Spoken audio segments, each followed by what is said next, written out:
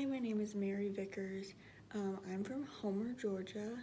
I've been doing emergency management for about 3 years.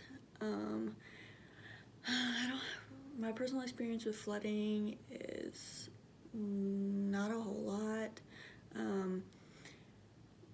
We don't really get flooding around here.